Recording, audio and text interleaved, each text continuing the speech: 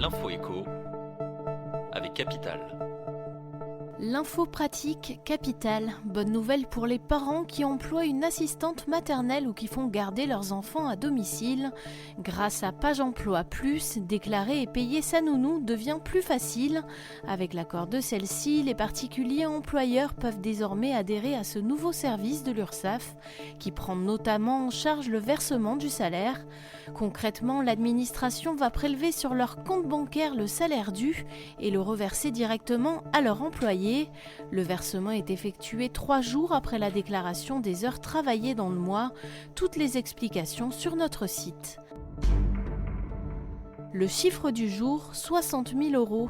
C'est l'important montant d'impayé de loyer qu'une adjointe France Insoumise doit à l'office HLM.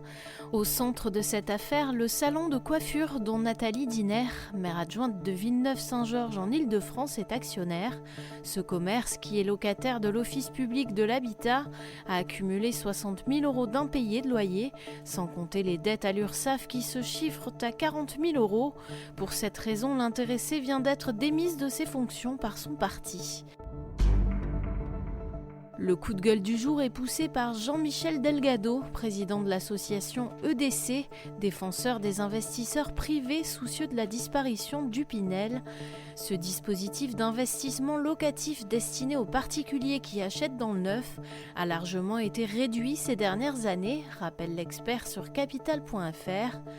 Dans le grand rendez-vous de l'immobilier, Jean-Michel Delgado s'inquiète des impacts d'une possible disparition de ce dispositif fiscal sur les ventes de logements neufs et sur le marché locatif. Une vidéo à voir sur notre site. On termine avec Anne Hidalgo. La maire de Paris a indiqué ce mardi qu'elle comptait suivre les préconisations de la mission d'information et d'évaluation sur le périphérique parisien. Abaissement de la vitesse de 70 à 50 km/h, réduction du nombre de voies, mise en place d'un filtrage de l'air dans les tunnels. Au total, le rapport compte pas moins de 40 mesures.